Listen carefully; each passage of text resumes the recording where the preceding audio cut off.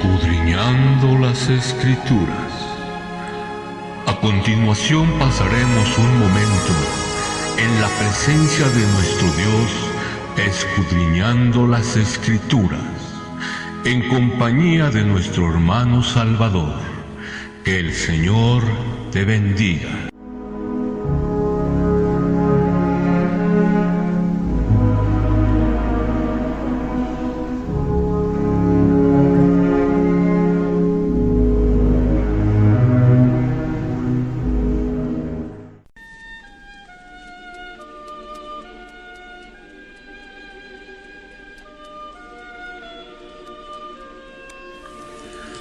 Dios les bendiga nuevamente a todos.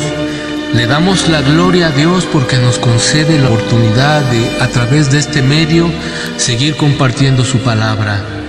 El propósito de cada video de los que estamos compartiendo es edificar a la iglesia y prepararla para compartir el Evangelio a quien no lo ha escuchado. Antes que nada, como siempre, le damos toda la gloria a Dios el Padre en el nombre de nuestro Señor Jesucristo. Hoy vamos a hablar del Santo Sudario de Turín. Vamos a ver si fue la sábana que cubrió al Señor Jesucristo o es simple y sencillamente un fraude. Para comenzar, vamos a abrir nuestras Biblias en el Evangelio de Juan, capítulo 20, del versículo 1 al 7. Dice en el nombre de Jesús: el primer día de la semana, María Magdalena fue de mañana, siendo aún oscuro, al sepulcro y vio quitada la piedra del sepulcro. Entonces corrió y fue a Simón Pedro y al otro discípulo, aquel al que Jesús amaba, y les dijo: se han llevado el sepulcro del sepulcro al Señor y no sabemos dónde le han puesto. Y salieron Pedro y el otro discípulo y fueron al sepulcro. Corrían los dos juntos, pero el otro discípulo corrió más aprisa que Pedro y llegó primero al sepulcro. Y bajándose a mirar, vio los lienzos puestos allí, pero no entró. Luego llegó Simón Pedro tras él y entró en el sepulcro y vio los lienzos puestos allí y el sudario que había estado sobre la cabeza de Jesús, no puesto con los lienzos, sino enrollado en un lugar aparte.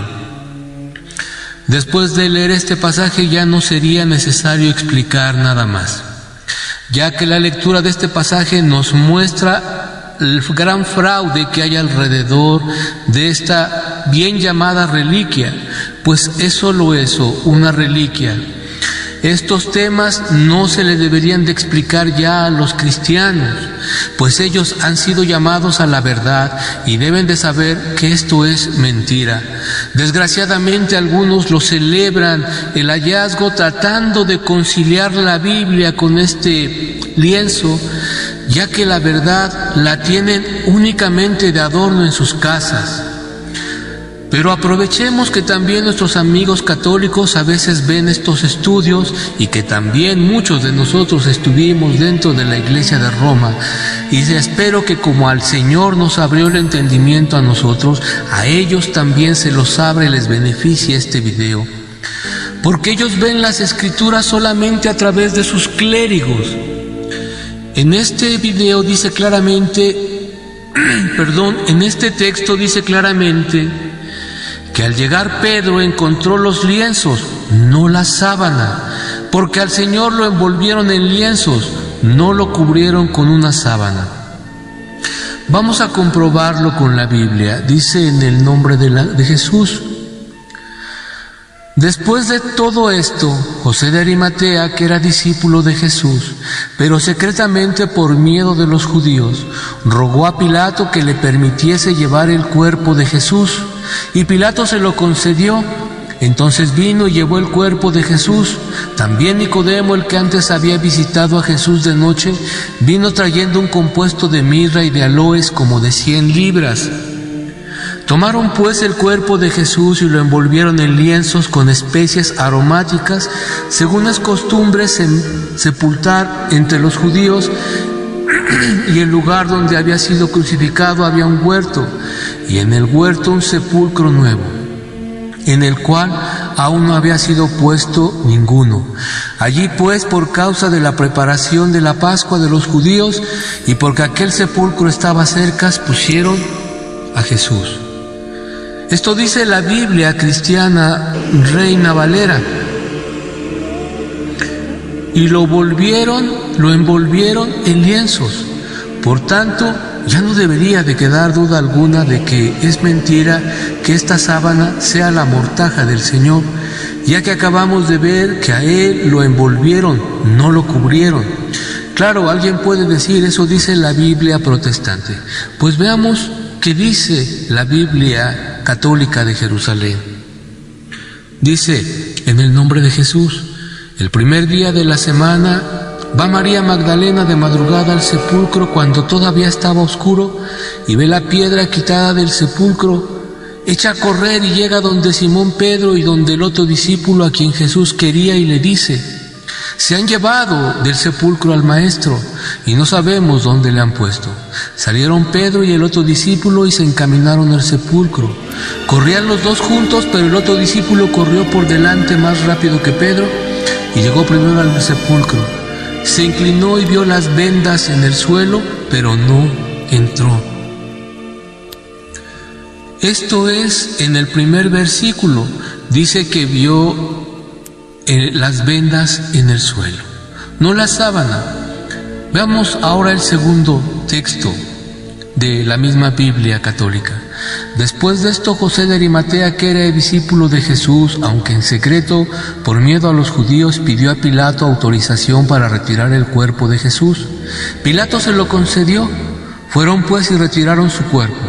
Fue también Nicodemo, aquel que anteriormente había ido a verle de noche, con una mezcla de mirra y aloe de unas 100 libras. Tomaron el cuerpo de Jesús y lo envolvieron en vendas con los aromas, conforme a la costumbre judía de sepultar. En el lugar donde había sido crucificado había un huerto, y en el huerto un sepulcro nuevo, en el que nadie todavía había sido depositado. Allí pues, porque era el día de la preparación de los judíos y el sepulcro estaba cerca, pusieron a Jesús. Dice aquí, y lo envolvieron en vendas. La palabra griega en este artículo es la palabra griega odsonion, que significa exactamente eso: venda de lino, no sábana de algodón ni de ningún otro material. Aquí el debate debería de haberse acabado, pero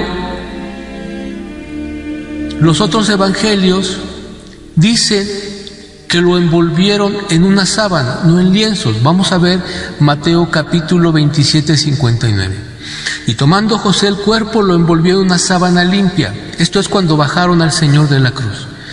En Marcos 15, 46 dice: el cual compró una sábana y quitándolo, se refiere a la cruz, lo envolvió en la sábana y lo puso en un sepulcro que estaba cavado en una piedra, e hizo rodar una piedra a la entrada del sepulcro. Y en Lucas 23:56 dice: y quitándolo, lo envolvió en una sábana y lo puso en un sepulcro abierto en una peña, el cual aún no había puesto a nadie.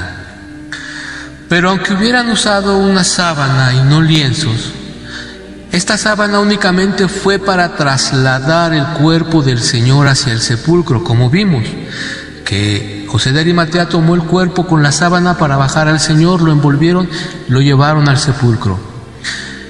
La sábana iba totalmente cubierta de sangre, bañada en sangre. Así pues, el cuerpo iba lleno también de sangre y polvo, y tenían que prepararlo antes de sepultarlo. Y el mismo Lucas que hemos mencionado antes nos lo va a aclarar. Aquí mismo en Lucas capítulo 24, 12 dice: pero levantándose Pedro corrió al sepulcro, y cuando miró dentro, vio los lienzos solos, y se fue a casa maravillándose de lo que había sucedido. Está muy claro que Lucas 23 dice que lo envolvió en una sábana, y Lucas 24 dice que vio solo los lienzos. Esto confirma que al Señor lo trasladaron de la cruz al sepulcro en una sábana, pero ya una vez que estuvieron ahí, esa sábana tenían que deshacerse de ella porque iba toda sucia de la tierra donde lo acostaron en el piso para cargarlo, iba totalmente llena de sangre, y el Señor primero tenían que preparar su cuerpo, lavarlo prontamente porque se acercaba el día de reposo, y lo envolvieron en lienzos. Envolver no es lo mismo que cubrir. Envolver en griego es la palabra entutizo, y significa retorcer, enrollar, envolver, no cubrir. Es lógico que si al Señor lo hubieran cubierto con una sábana, la figura plasmada en la sábana aparecería completa, como en el sudario de Turín. Pero al enrollarlo y después extender los lienzos, la imagen debería de aparecer en partes, es decir, los lienzos darían vueltas alrededor del cuerpo, y en cada parte del lienzo aparecería dibujada una parte nada más del cuerpo, y no una imagen completa. Vamos a poner un ejemplo. Cuando nos herimos, por ejemplo, un brazo y nos lo vendan, al quitar la venda aparecen partes con sangre y otras partes limpias. Las partes que no tocaron la herida aparecen limpias, y las partes que tocaron la venda aparecen con sangre. Y así sucesivamente. Lo mismo debería de haber pasado en la sábana, y no pasa así. ¿Por qué? Pues porque al Señor no lo cubrieron, sino lo enrollaron. Aquí deberíamos de darle punto final a nuestro debate y ya comprobar que todo fue un fraude. Desgraciadamente hay gente que se aferra a lo que no puede ser defendible. La supuesta sábana de Jesús, como acabamos de ver, fue un fraude bien diseñado para los que no conocen las Escrituras. Sin embargo, la polémica continúa, ya que hay quienes recurren a las pruebas de la NASA y otras que veremos en un momento. Pero hagámonos una pregunta: ¿quién es la NASA? Es una empresa, una industria, un comercio que se vende a quien le pague bien, dispuesta a inventar cualquier disparate a cambio de dinero.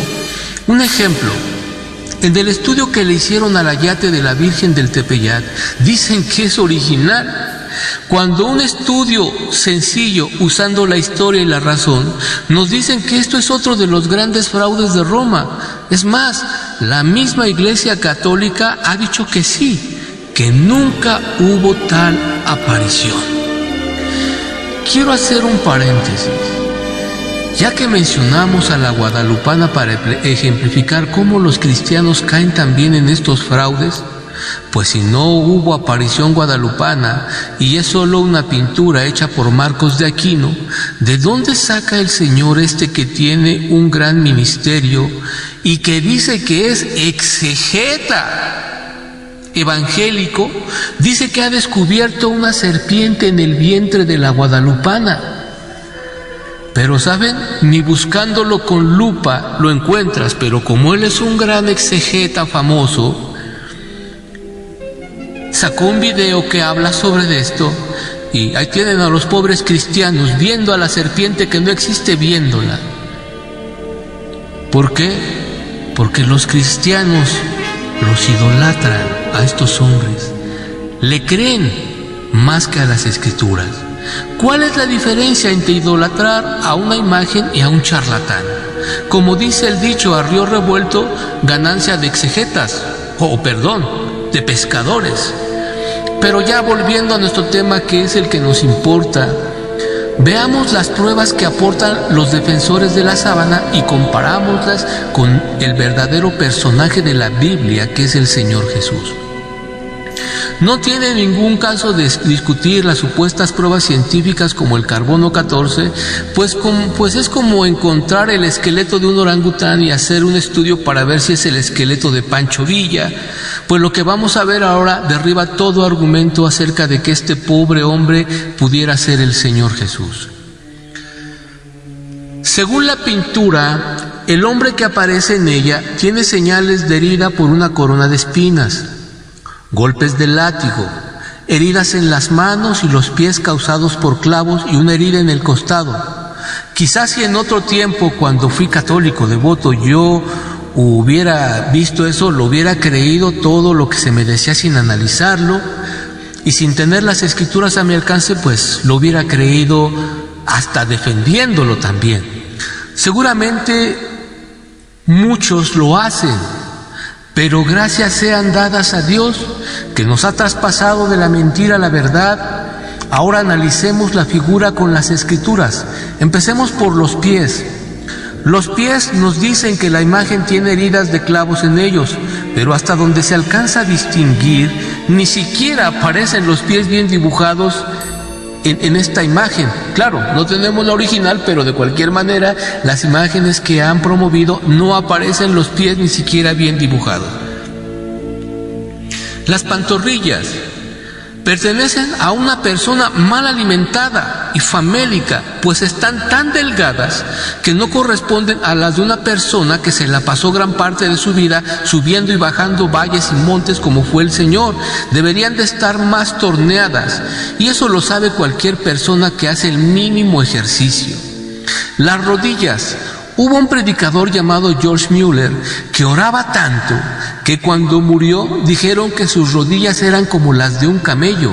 Sin embargo, no logró igualar a la oración que realizaba el Señor Jesucristo. Por lo tanto, las rodillas de Jesús deberían de estar más marcadas. Además, no es lo mismo orar en la comodidad de una casa a orar en la tierra y entre pedregales como lo hacía nuestro Señor.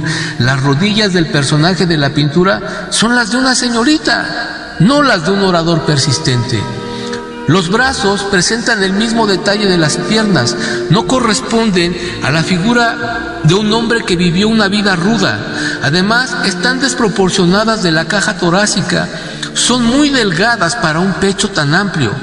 Hasta aquí alguien dirá: son bobadas las que habla este hombre. ¿Cómo se compara con los eruditos que han hecho tan grandes descubrimientos? Bueno, pues gracias a Dios yo no soy un erudito, pues en ese caso sería también un necio, y lo compruebo para gloria de Dios. Ahora pasemos a las pruebas bíblicas, las cuales tienen que estar sobre las pruebas científicas, pues estamos hablando de un personaje bíblico.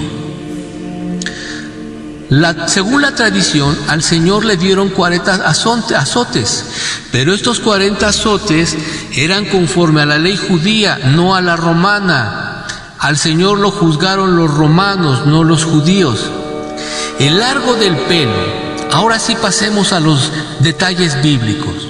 El Señor, al estar consagrado a Dios, no se cortaba el cabello como los demás. Por lo tanto, el largo del cabello de un hombre que durante 3 años no se lo ha cortado no es hasta los hombros, sino casi hasta la cintura. Sin embargo, el hombre de la pintura tiene un cabello que apenas toca sus hombros, y es la clásica imagen de los cuadros católicos. La barba.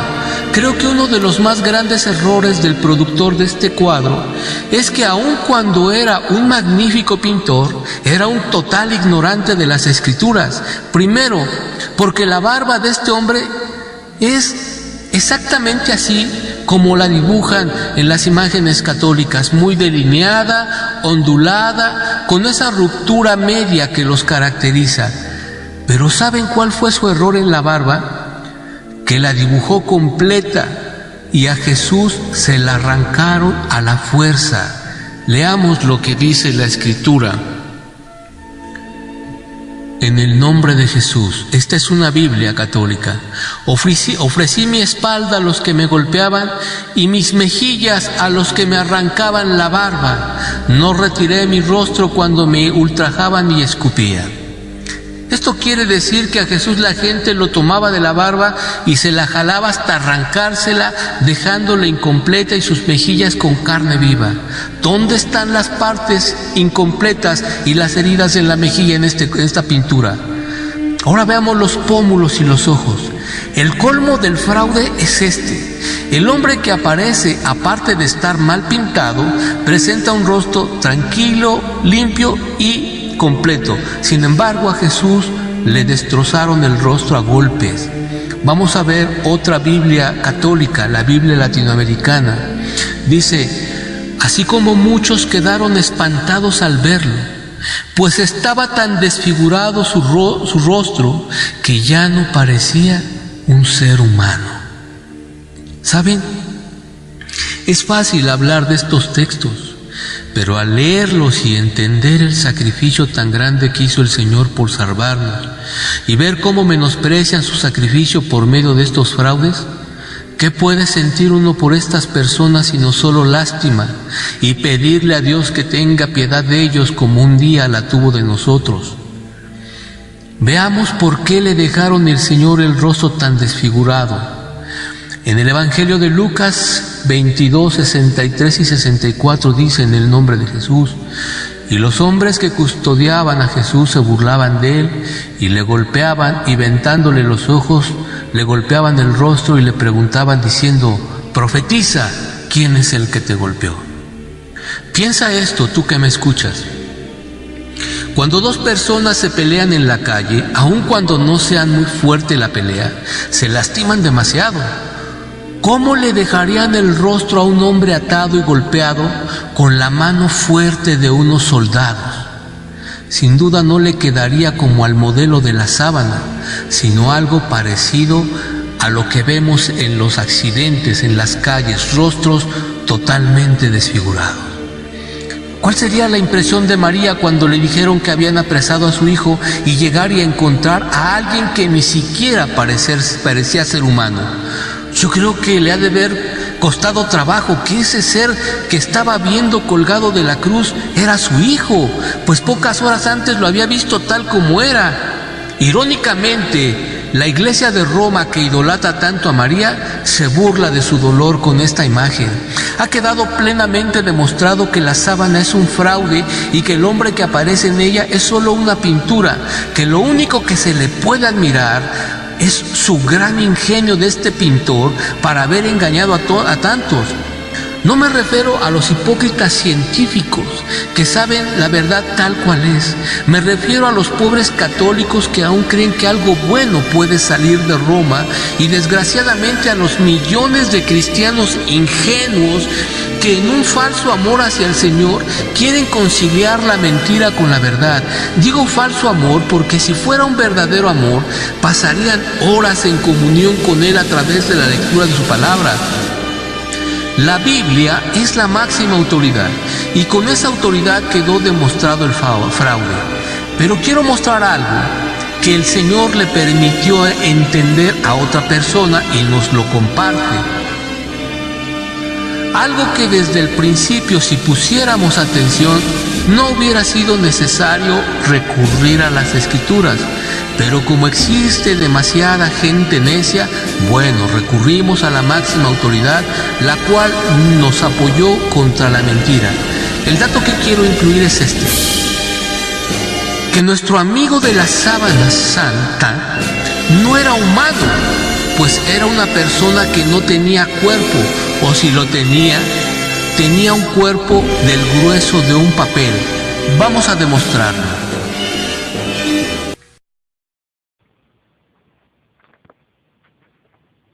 Bueno, como dijimos, vamos a comprobar que la sábana de Turín no es la sábana del Señor Jesucristo, ni tampoco corresponde a ningún cuerpo humano.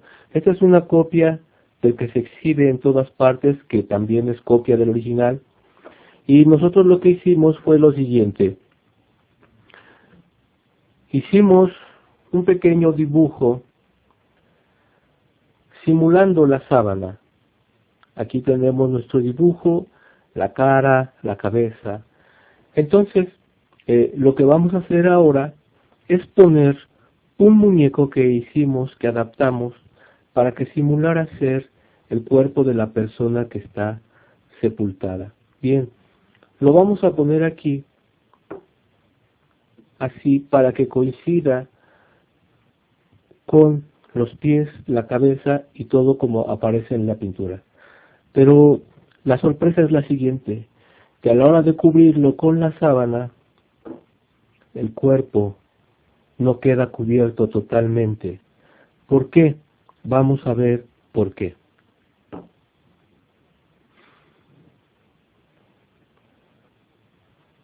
A nuestro amigo que pintó este cuadro, o a los que han inventado todo este fraude, se les olvidó un pequeño detalle, que es el grueso, el ancho de la cabeza, la coronilla de la cabeza.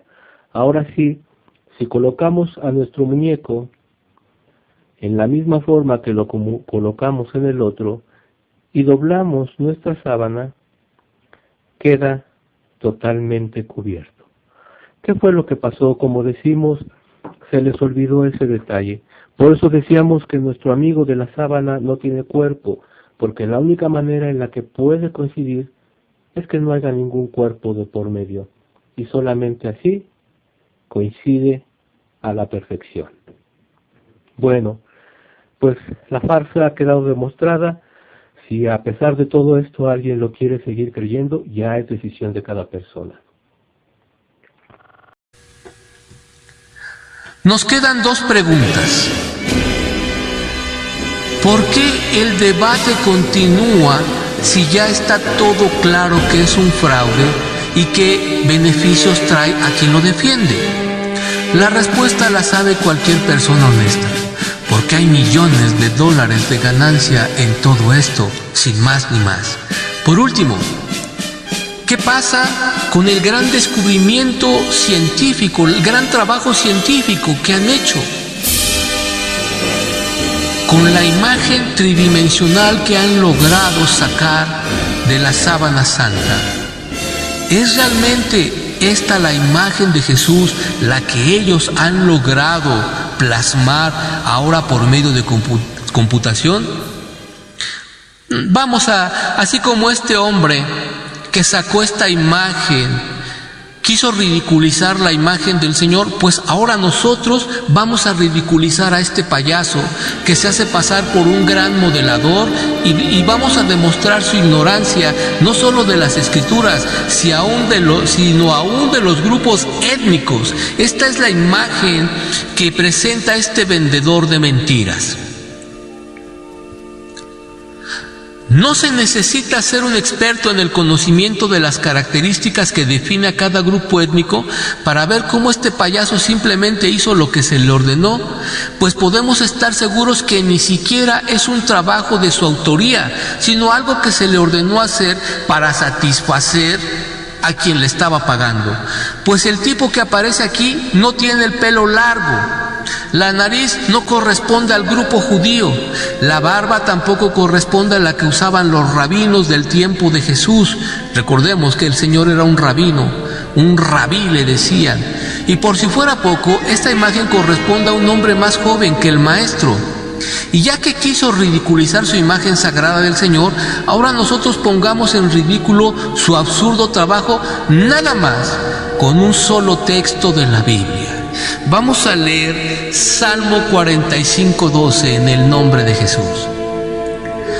Dice en el nombre santo de Jesús: rebosa mi corazón palabra buena, dirijo al Rey mi canto. Mi lengua es pluma de escribiente muy ligero. Eres el más hermoso de los hijos de los hombres. La gracia se derramó en tus labios, por tanto Dios te ha bendecido para siempre. Quisiera tener enfrente a este farsante y decirle: lástima, mijo, hiciste el ridículo con tu trabajo, pues ni tú ni nadie puede recrear el rostro perfecto del Hijo de Dios 3 veces santo, de ese Dios 3 veces santo. Nadie puede plasmar su imagen. Conclusión: ¿a quién le vas a creer? ¿A todos estos que en complicidad han inventado este fraude, o aquel que lo vio con sus propios ojos? Porque él dijo: y el que lo vio da testimonio, y su testimonio es verdadero, y él sabe que dice la verdad para que vosotros también creáis. Juan 19:35. Si Dios tocó tu corazón a través de este estudio, úsalo para ayudar a nuestros amigos católicos a salir de la mentira y para que tantos cristianos ya se dejen también de estar tratando de conciliar la mentira con las Escrituras. Compártelo y dale toda la gloria a Dios, pero por sobre todo, ora, escudriña y encomiéndate al Señor para que te use. Que Dios te bendiga y te guarde, y toda la gloria es para Dios. Amén.